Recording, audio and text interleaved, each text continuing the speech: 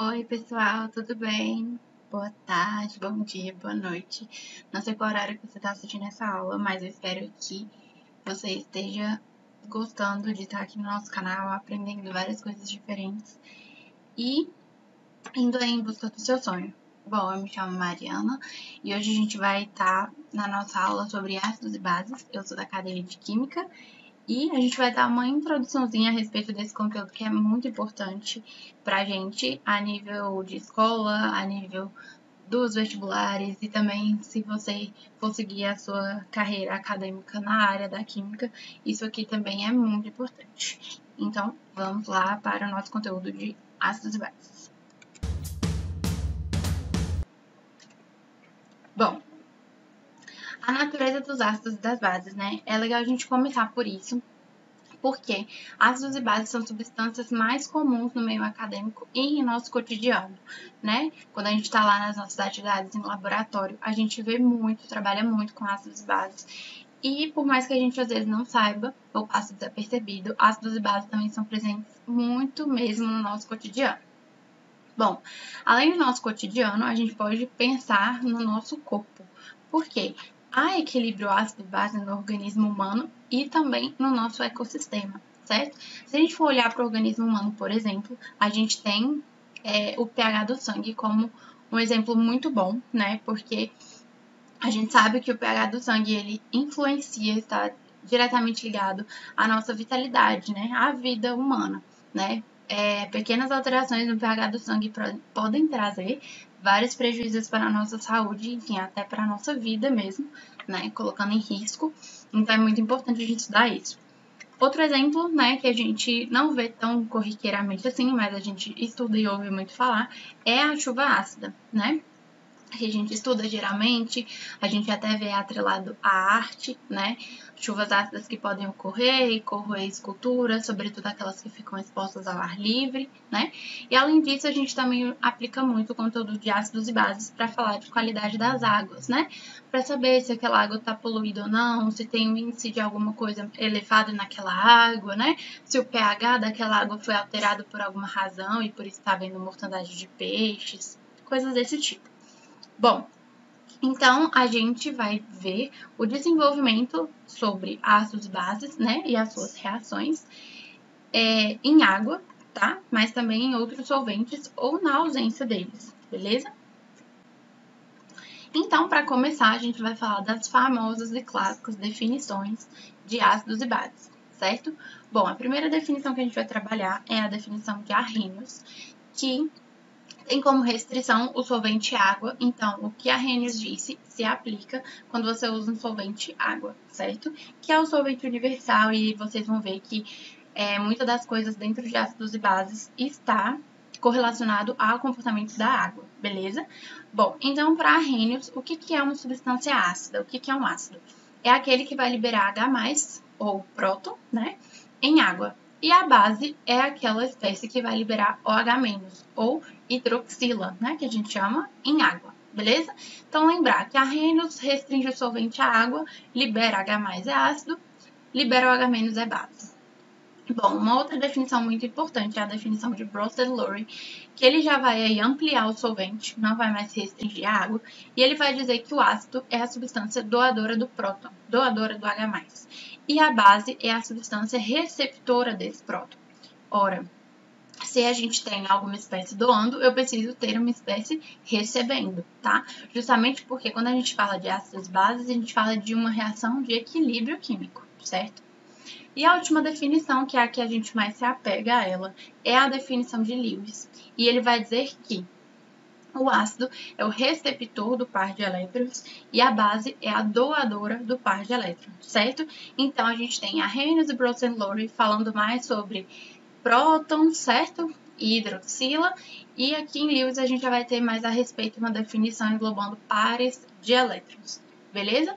E é interessante a gente observar aqui que cátions e ânions, certo? Cátion é aquela substância que é um íon, né? Está carregada positivamente. E o ânion, que é aquela substância iônica carregada negativamente, são ácidos e bases de Lewis, respectivamente. Ou seja, os cátions são os ácidos, certo? E os ânions são as bases, justamente por essa questão de quem recebe e quem doa par de elétrons, beleza? Lembrando que espécies que estão positivamente carregadas, elas tendem a receber par de elétron para neutralizar essa carga positiva, e espécies que são carregadas negativamente, elas tendem a doar esse par de elétrons para ficarem neutras e estabilizarem a sua carga. Beleza. E o que a gente tem, então, que eu falei para vocês, que a gente ia olhar muito em relação às moléculas de água, em relação aos prótons, certo? Prótons H+, nunca vamos esquecer disso.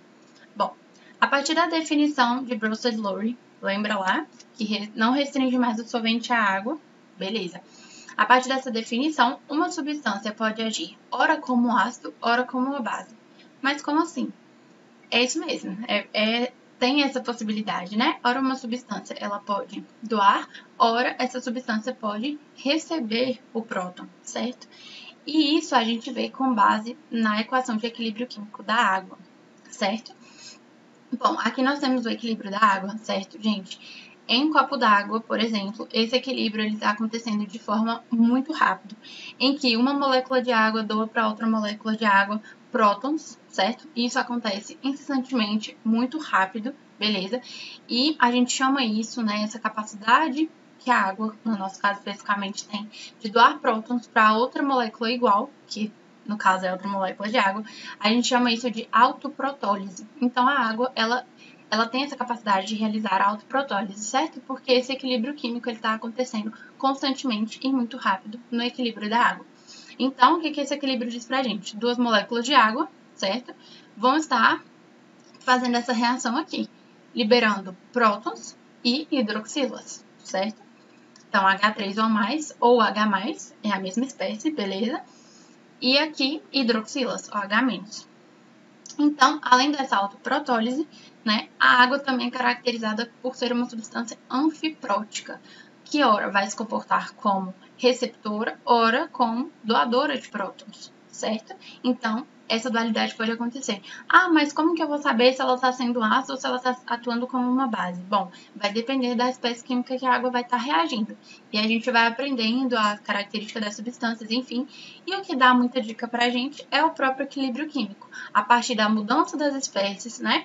Se eu tenho um ácido e uma base, eu vou ter ácidos e bases como pares conjugados. Então, a gente vai fazer toda essa análise de reação para ver o que a água está atuando com, se é ácido ou se é base, e, consequentemente, a outra espécie vai estar atuando como o contrário, beleza? Mas fica calmo que a gente vai ver isso tudo com calma. Bom, como eu disse, né, já me adiantei aqui nesse tópico, dizendo que a autoprotólise da água, beleza? Então, isso é muito importante para vocês verem que a água realmente é um solvente master, assim, muito especial pra gente aqui, principalmente nesse assunto de ácidos e bases. Bom, no equilíbrio químico, a gente tem uma constante de equilíbrio, certo? Justamente porque aquela questão que a gente tem que pensar, balanceamento de massas, balanceamento de carga, certo? O equilíbrio disso é necessário. E, portanto, uma vez que a gente quer estabelecer um equilíbrio e há mudanças no meio, o que a gente coloca? Uma constante, para aquilo se manter equivalente, certo? Vai variando algumas coisas, porém a constante faz com que aquilo permaneça constante, beleza? Bom, em soluções diluídas, certo? A gente vai assumir que o solvente está praticamente puro ali no nosso sistema. Então, a gente vai dizer que a atividade desse sistema é 1. Ah, mas o que é uma atividade? Não preocupa com esse termo agora, beleza? Só aceita aqui comigo, acredita em mim, que a atividade vai ser igual a 1. Amém, irmão? Beleza, e a nossa constante de equilíbrio, o que ela é dentro de ácidos e bases? Ela vai ser a multiplicação da concentração de prótons e de hidroxilas. Então, todas as vezes em que a gente tiver esse símbolozinho aqui, colchetes, certo? E uma espécie química dentro, a gente está falando de concentração.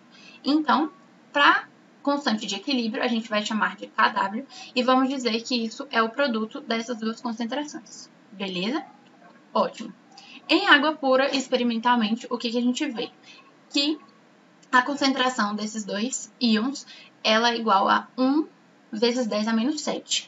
Então, para a constante de equilíbrio, a gente vai multiplicar essas duas concentrações e vamos ter um total de 10 elevado a menos 14, certo? Então, o Kw é isso, é o produto da concentração de íons H3O+, e o H-, que para a água nós sabemos que pela concentração ser 10⁻⁷, quando eu multiplico isso, eu tenho 10⁻14. E esse é o nosso KW, beleza? Ótimo, então a gente tem um KW como constante de equilíbrio, e a gente não poderia deixar de ter Ka e Kb, que são constantes ácida e constante básica.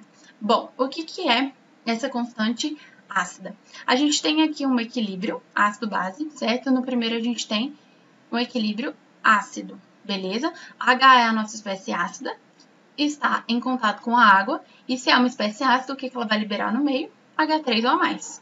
Então, o que a gente percebe aqui? Que o nosso ácido, ele perdeu esse H+, ficou A-, e nós temos a liberação de H3O+.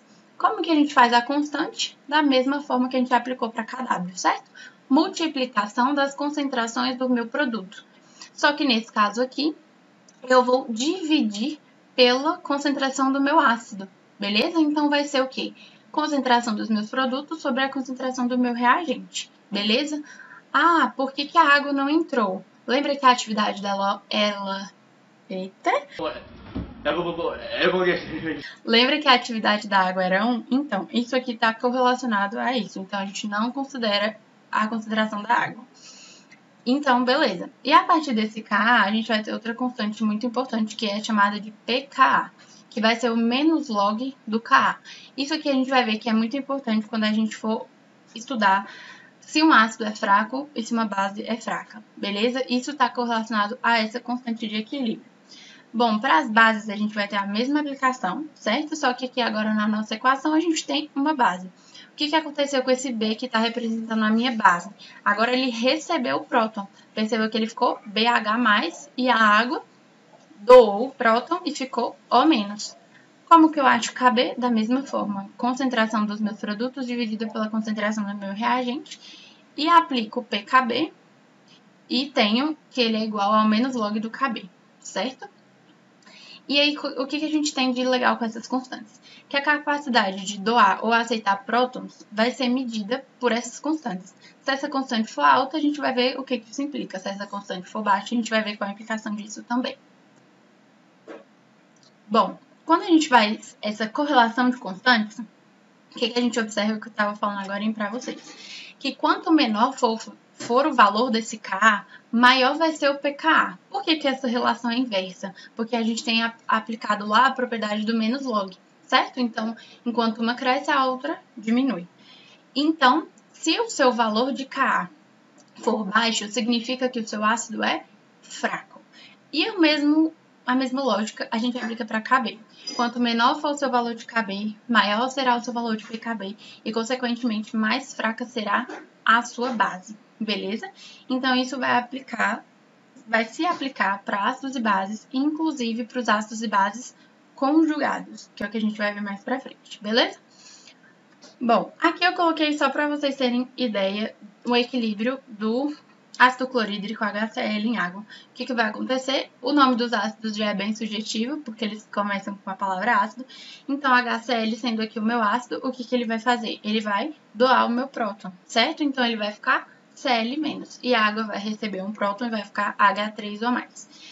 Esse Ka aqui, essas constantes, gente, não se preocupem porque elas são tabeladas, tá? A gente vai ver isso, já tem esses numerozinhos pra gente. E para HCl, por exemplo, a gente sabe que o Ka é muito grande, certo? Então, eu sei que esse ácido, ele é o quê? Se ele tem um Ka grande, ele é muito forte, beleza? Tanto que ele nem é numerado, né? Ele é muito forte. Então, o que isso implica? O que isso quer dizer pra gente? Se o meu Ka é muito grande, eu tenho um ácido forte, significa que o que o ácido faz? Doa o próton. Então, ele libera esse próton muito facilmente para o meu meio. Ou seja, ele acidifica com muita facilidade o meu meio. Então, por isso que ele é um ácido forte, beleza? Então, é importante a gente guardar todas essas questões sobre as constantes, o que elas implicam, certo? Não se preocupem com alguns termos que ainda vão ser trabalhados melhor. A gente não finalizou o nosso conteúdo de ácidos e bases, mas até aqui é o básico quanto às constantes e o que é uma espécie ácida, o que é uma espécie básica, as nossas 3 definições principais. Espero que vocês tenham entendido. Se você acha que alguém precisa dessa aula, curte, compartilha, divulga o nosso canal. A gente também está aqui super à disposição de vocês para o que vocês precisarem. Se tiverem também dicas de conteúdo, de exercício, fiquem à vontade para nos mandar. Espero que vocês tenham gostado e aprendido um pouco mais sobre ácidos e bases. E é isso, obrigada por terem assistido essa aula.